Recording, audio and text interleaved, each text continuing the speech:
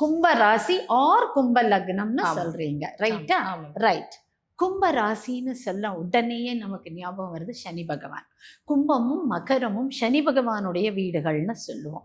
So இந்த கும்பராசி அன்பர்களுக்கே சனியினுடைய இன்ஃப்ளூயன்ஸ், கும்ப லக்ன அன்பர்களாக இருந்தாலும் சனியினுடைய இன்ஃப்ளூயன்ஸ் இருக்கும். கொஞ்சம் அந்த சனியினுடைய குவாலிட்டிஸ், நேர்மை, நேர்பட செய்யறது, நேர்மையா இருக்கிறது, இந்த மாதிரியான விஷயங்கள்ல ஈடுபாடு இருக்கும். கொஞ்சம் சோம்பேறித்தனம் இருக்கும். எப்படி சனிக்கு பேரே மந்தன்னு பேரு, அதனால சின்ன சோம்பேறித்தனம் இருக்கும். ஸோ தன்னைத்தானே பத்திரப்படுத்திக்கிறதுக்கு அவங்க என்ன மந்திரம் சொல்லலாம் அப்படின்னா, ஓம் பிராம் ப்ரீம் ப்ரௌம் சஹ சனைஸ்வராய நமஹ.